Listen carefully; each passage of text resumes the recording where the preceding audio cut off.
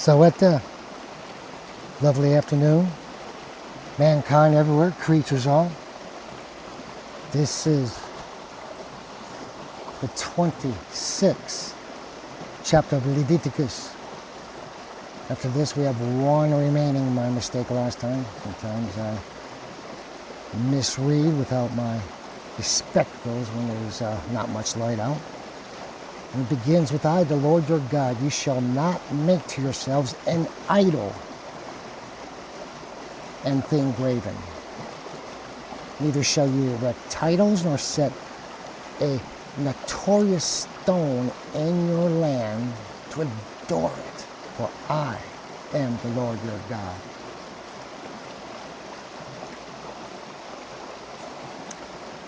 This actually goes much deeper than you think. For example, if money becomes your primary object and you would demolish and destroy even your own family to acquire funds or what have you, you'll lie, that becomes your God. This is exactly what he's talking about.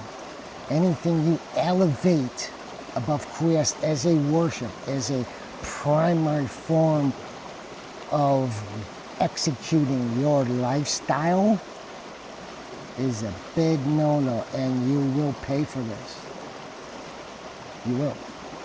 You may have the power financially now that man gives to you because of your greed, but the consequences are severe. And it's something you just can't simply go to church and be, oh, I'm good. Or give your donation to your church and say, oh, I'm good. No, it's deeper than that. You've ruined lives, but you don't accept it. You elevate yourself on a pedestal, but you don't accept what you've stepped on to get there. Holding with their corrupt path, heretics, claiming to need images of our King, of Christ, or saints, to be the graven thing which is forbidden in Holy Scriptures. With this mindset, heretics falsely translate the word thyself, a graven image, where it actually signifies an image. Thyself. Keep my Sabbaths and dread my sanctuary, I the Lord. Respect it. Meticulously uphold it. Execute your obligation that you've promised to me as I have vowed to you being your God. If you walk in my precepts and keep my commandments and do them, I will give you rain in their seasons. You're griping about not enough rain? Or this climate change, which climate does change, by the way. But the reason why we've lacked precipitation in so many areas is because of this. But you keep following the whims of mankind and keep trying to make solutions like rain clouds, even though there is a simpler, less, cheaper, and more worldly way of doing things. The more we keep spitting and trashing and tromping Torah, the more we keep ignoring Christ, working all our lives around him. This is the disaster we face. When he says specifically, I will give you precipitation in their seasons. And the earth will bring forth her spring, and the trees will be replenished with glorious fruits. This is a promise from Christ. Why would man ignore this? Why does man always think he can do things better? Why does man think he has the solution when it comes time to tear up?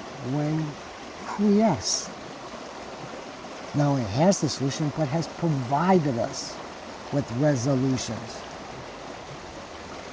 The threshing of your harvest shall reach unto vintage, and the vintage shall reach unto sowing time. And you shall eat your bread to your fill, and without fear shall dwell in your land. I will give peace in your coasts,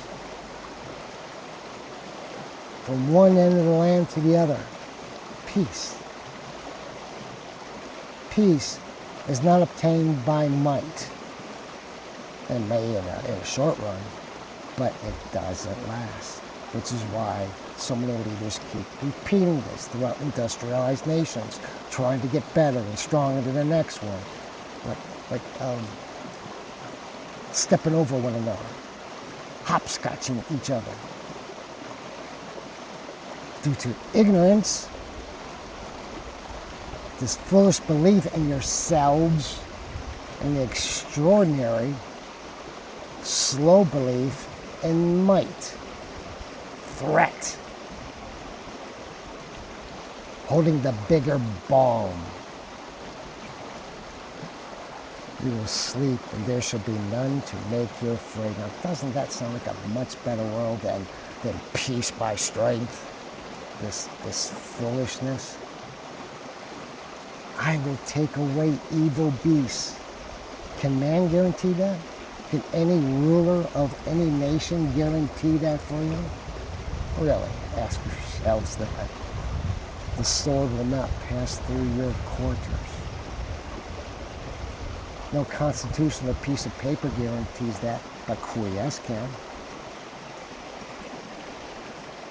Sure, you can put it on paper and it looks fine. People will come together and rally behind it.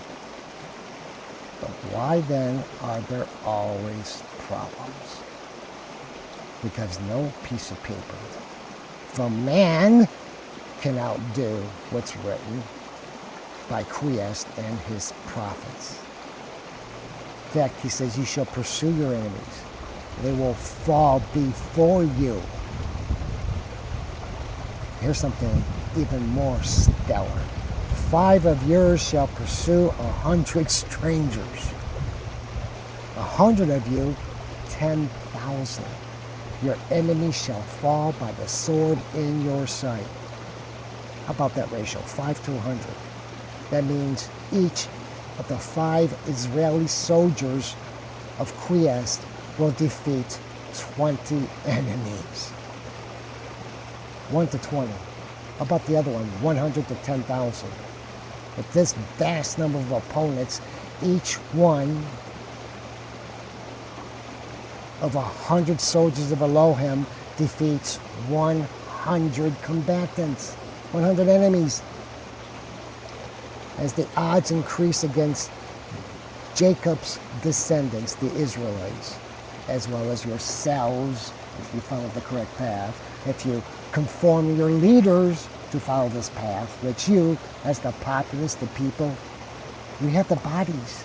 You have no idea how strong you are when you are collectively gathered, especially under the roof of Quiest. It's been proven so much, validated throughout time and time again. Quiest does assist.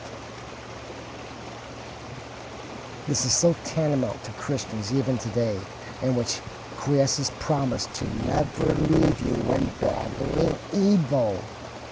Even more so when evil aggrandizes or multiplies. 100 to 10,000, 5 to 100. It might behoove you to remember these numbers. I will respect you and make you increase. You shall be multiplied, and I will establish my covenant with you. You shall eat the eldest of the old store, and new coming upon it, you shall cast forth the old. Nothing goes to waste. I will set my tabernacle in the midst of you, and my soul shall not cast you off. Can anything by man do that, guarantee? Can any political party do that for you? You're fooling yourself if you think otherwise. You really are. It's ridiculous. And then to say, we're the good guys. They're the bad guys. God's with us, God's not with you, and on and on. And so that's good. Where did you get this from? Where did you devise these foolish conclusions? I will walk among you and will be your God, and you shall be my people. It's a pretty simple exchange. It's a pretty simple covenant. I, the Lord your God, that's brought you out of the land of the Egyptians, that you should not serve them, and have the broken chains of your necks, that you may go up right now, instead of being weighted down by slavery, the deceits of man. But if you will not hear me or do all my commandments, if you despise my laws, contend my judgments, that you do not those things which are appointed by me, and bring my covenant to nothing worth, I also will do these things to you. Reciprocal relationship. Pretty easy to understand. Next we meet, we'll continue on with how quickly Christ will bring poverty upon us that want to follow the ways and the whims of mankind. Till next we meet. Holy Ghost will remain with you, keep you strong, keep your faith solid, bring you to a better understanding of what the scriptures mean, and Christ protect his land and his creations that live and dwell on terra. Pax Vobis.